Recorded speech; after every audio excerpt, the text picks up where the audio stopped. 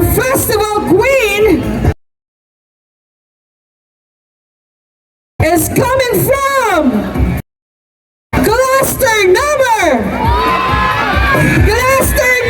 2.